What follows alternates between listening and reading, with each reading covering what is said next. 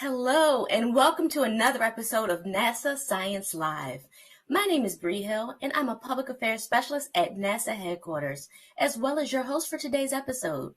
Today is International Asteroid Day, and here at NASA, we're watching the skies 24/7. And although today is dedicated to raise awareness about asteroids and what we're doing to protect the Earth, we also want to take a deeper look into how these rocky artifacts are the time capsules of our solar system. Asteroids are known as the geological remnants of the solar system, and they can help us understand how life was formed here on Earth. Today, we are talking to NASA experts about everything asteroids, like the upcoming sample return from a 4.5 billion-year-old asteroid named Bennu, along with missions to the Trojan asteroids, a metal asteroid world, and an upcoming test that will demonstrate a technique to change the orbit of an asteroid in space.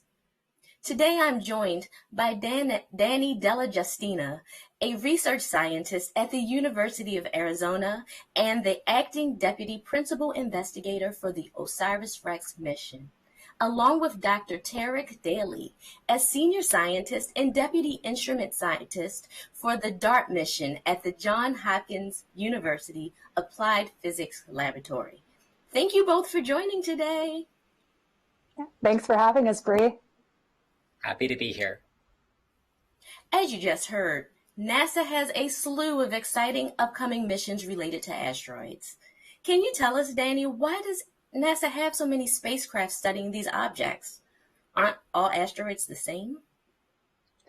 That is a great question, Bree. So no, asteroids aren't all the same.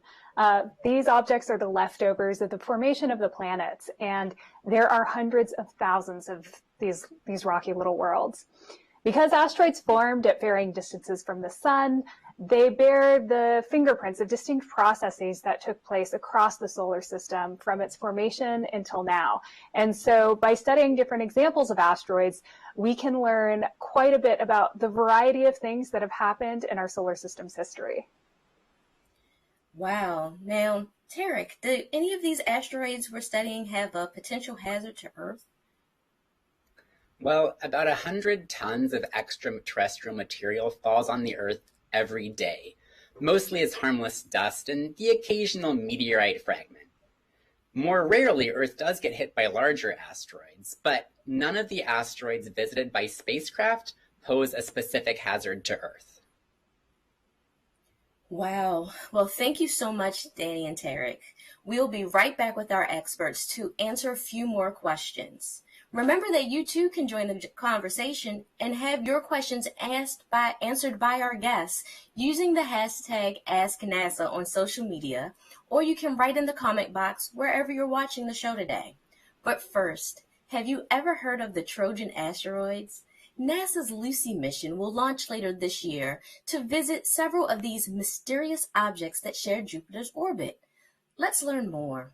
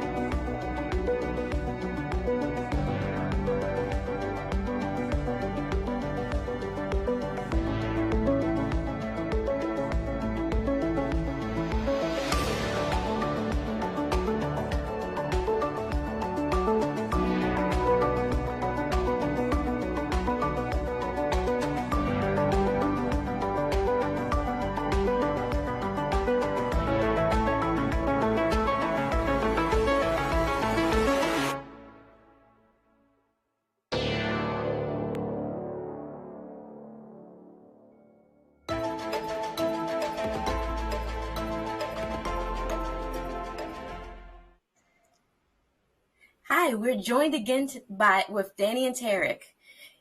We've heard a little bit about the Trojan asteroids that the NASA Lucy mission will explore, but I understand there's another asteroid-focused mission named Psyche. Can you tell us more about it?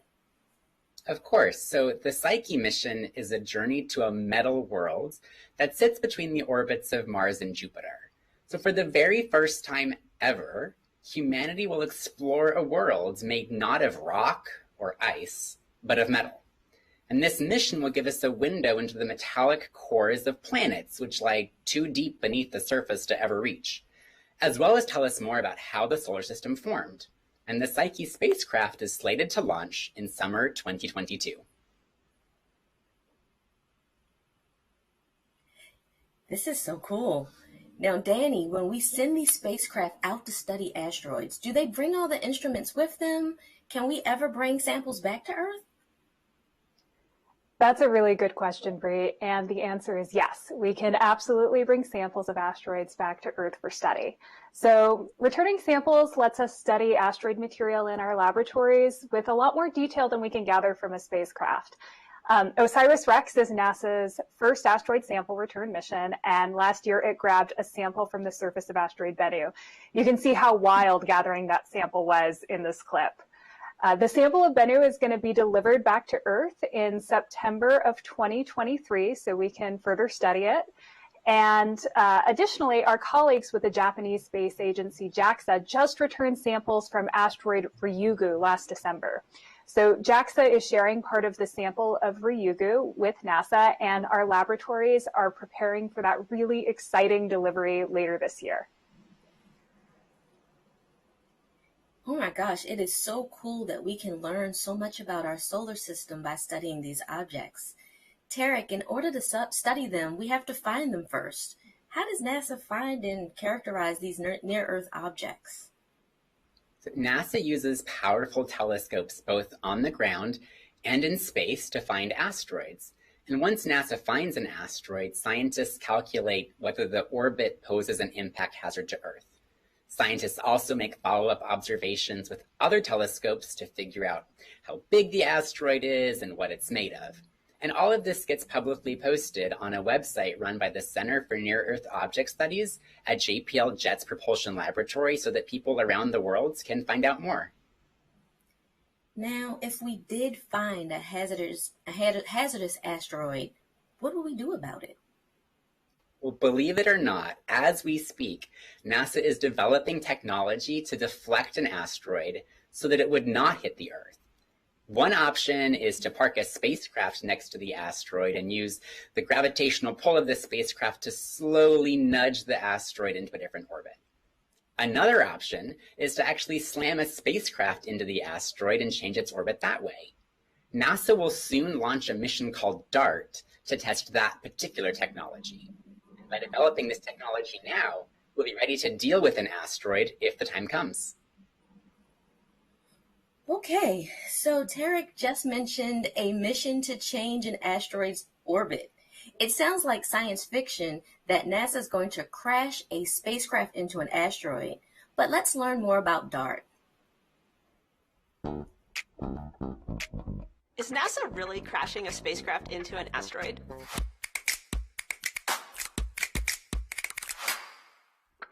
Yes, NASA really is crashing a spacecraft into an asteroid. That spacecraft is DART, the Double Asteroid Redirection Test. Now, asteroids hit the Earth all of the time. Luckily, the ones that are big enough to cause widespread damage are pretty rare, and none are expected in the near future. NASA and others are actively tracking asteroids, but also, we haven't found all of them yet.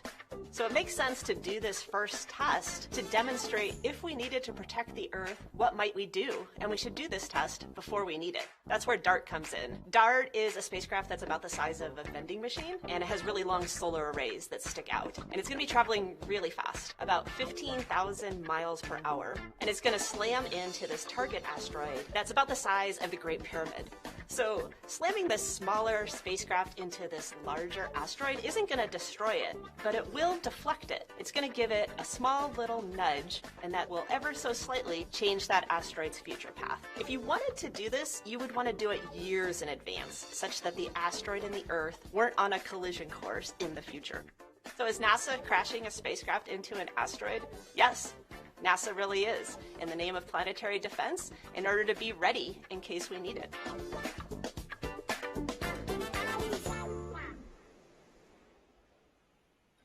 Okay, everyone, I see we have so many questions coming in from our online viewers. Remember that it is not too late to ask your questions. Just use hashtag AskNASA or drop your question in the comment box wherever you're viewing.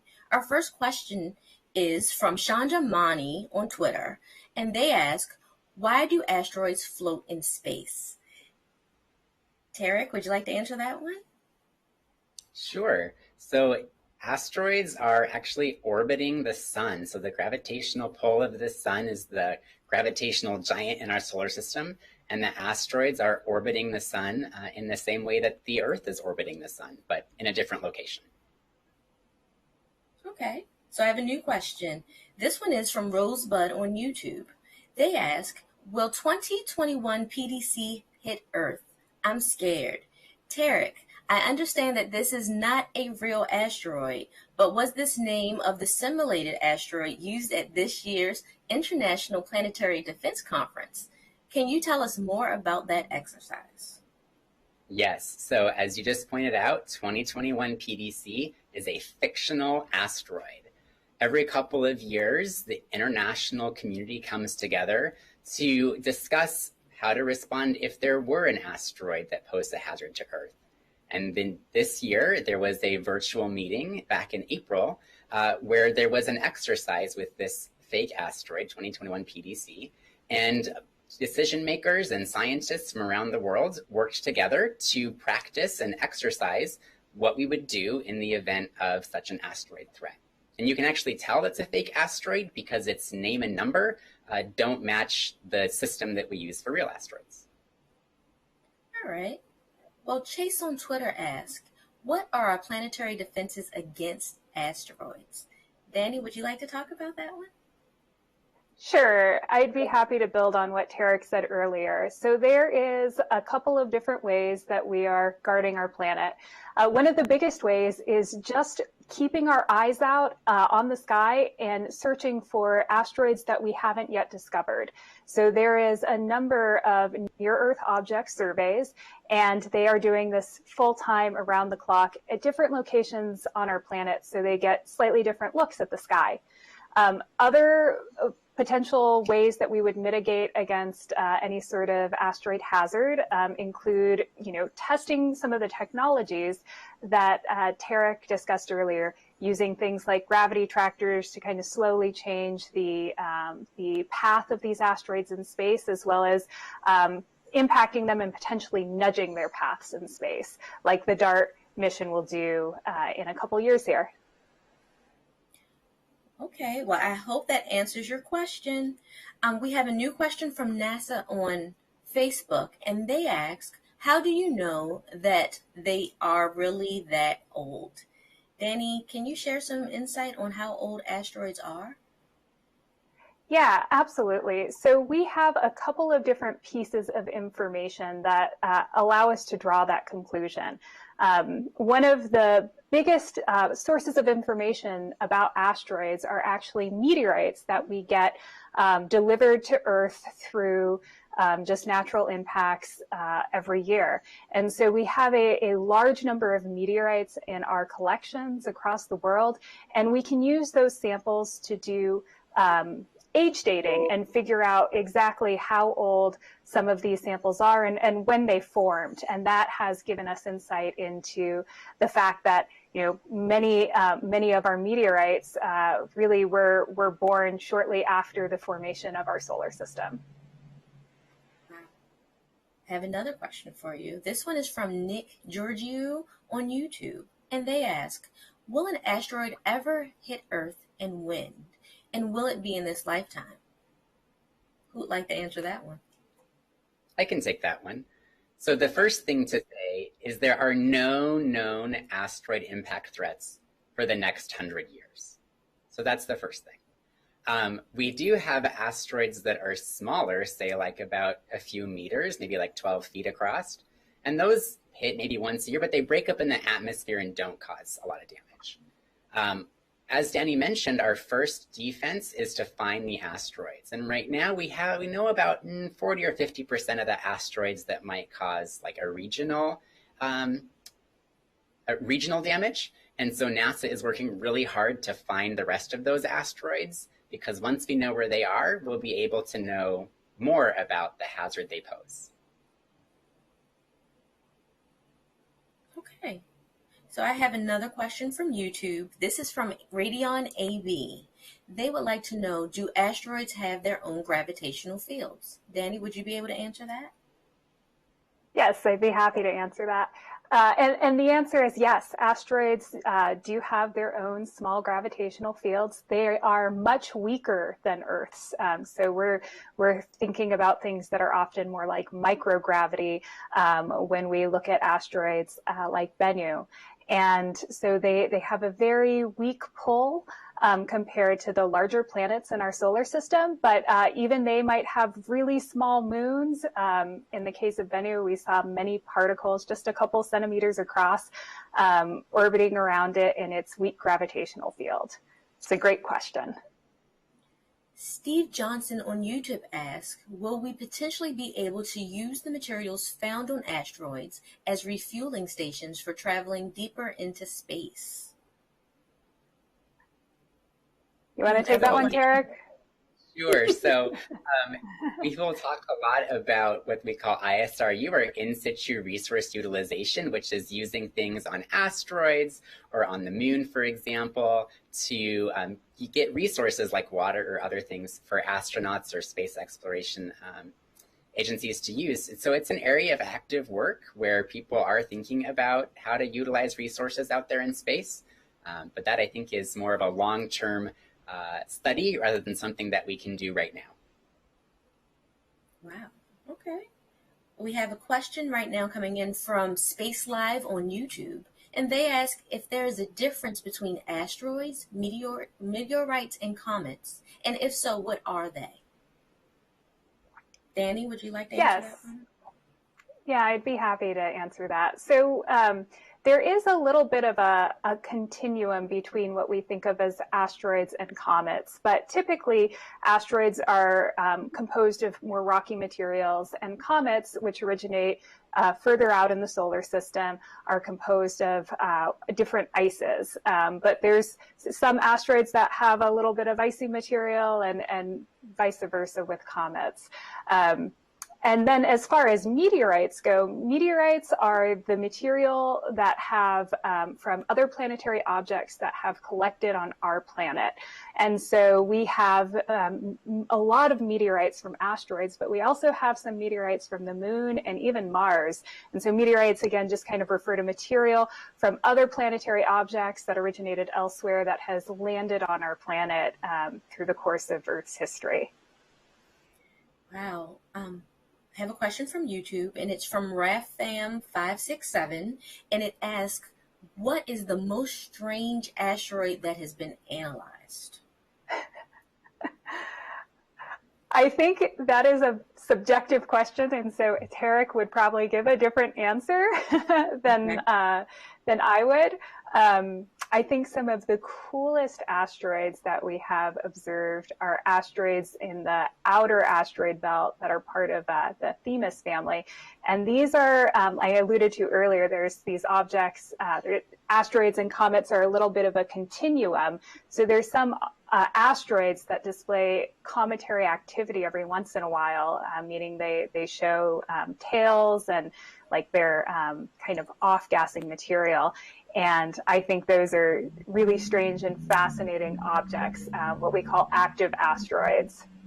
Tarek, what do you think? Honestly, I think it's whatever asteroid we have most recently visited, because every asteroid surprises. So thinking about like OSIRIS-REx, right? So we touched this asteroid and it behaved in a totally bizarre way, right? The whole surface moved away and the spacecraft kept going inward, totally surprising people in terms of their expectations of how the asteroid would behave. So every time we study a new asteroid, we get surprised, and I find the most recent surprise the most surprising and therefore the most interesting. Nice. So I have a question from Nick Gurgu on YouTube, and they ask, NASA said that Adolphus won't hit Earth in 100 years. Does this mean in 100 years it will hit, or does it mean something else? So I can take that one. So the asteroid Apophis, which was what was referenced, is an asteroid that in 2029 will make a close approach to Earth. It will not hit the Earth in 2029 or anytime in the next 100 years. In that really close approach to Earth, the orbit of Apophis and its spin state and rotation will change. And so that makes it challenging to predict what will happen really far in the future.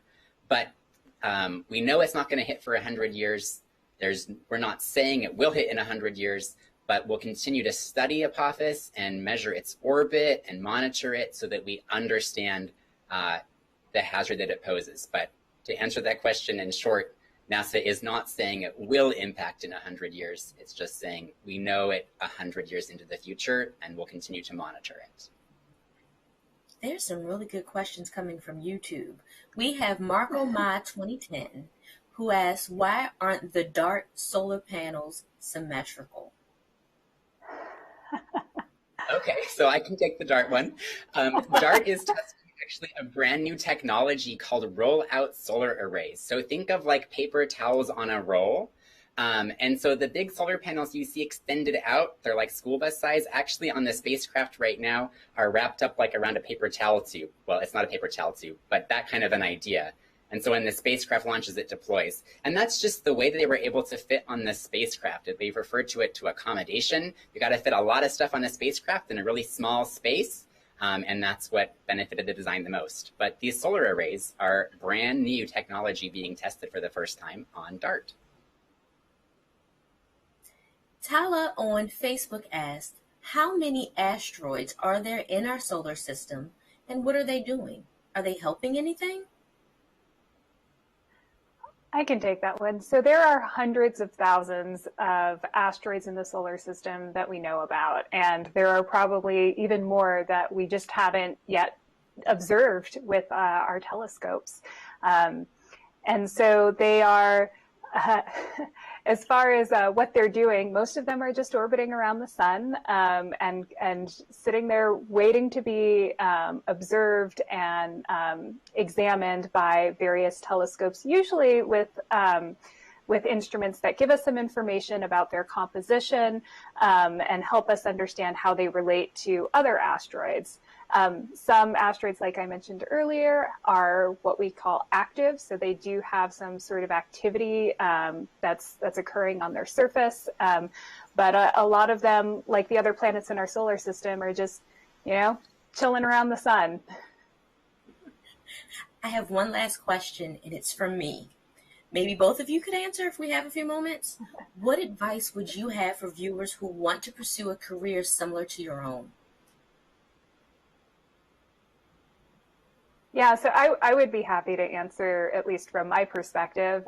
So I would say, study if you go to college, I would recommend that. Study something that relates to understanding the physical world around us. So, people think of math and physics and engineering, but also subjects like geology and even biology, especially because it has many applications to astrobiology, are great things to just begin understanding the world around you and questioning why are things the way they are and how did they get this way? What do you think, Tarek? I think yes to everything you said. And then also looking for opportunities to get your hands dirty. So internships are a really great way to build experience that looks good on a resume. So while you're pursuing that important technical education, be bold and ask people for opportunities to do work, to do research, so that you can get that work experience and internship experience along with that formal education. Thank you both for that answer to that question. And unfortunately, that's all the time we have. Thank you so much, Danny and Tarek, for joining us today. Thank you, Bree. Thanks for having us. Yes, it's been fun. Thank you. Thank you. And thank you all for joining us from home. To keep updated about any of the exciting missions mentioned on today's show, be sure to follow NASA Solar System on Facebook, Twitter, and Instagram. To learn more about NASA's planetary defense efforts, follow Asteroid Watch on Twitter. And to learn more about how NASA is studying our solar system, visit solarsystem.nasa.gov. We are so happy you could join us today, but before we end our show, we have a very special message from NASA newest administrator, Bill Nelson. Until next time, happy Asteroid Day. Hi, I'm Bill Nelson.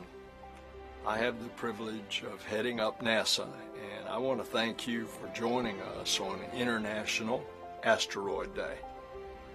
And every day for us at NASA is an asteroid day, because we have these missions that are exploring for asteroids all the time. As a matter of fact, NASA and our partners are watching the skies 24/7, 365, and using ground-based telescopes, we've already found 26,000 near-Earth asteroids. But there's so many more to be found. So today we announced the extension of NASA's NEOWISE. It's a space-based observatory that's going to help us find even more of these objects and work on NASA's first space-based telescope that is specifically designed to find asteroids, called NEO Surveyor. It's currently underway. We're also looking forward to the launch of DART. It's our first planetary defense test mission, and that's going to go later this year. Thank you for watching today's episode of NASA Science Live. You can be assured that NASA is always looking up.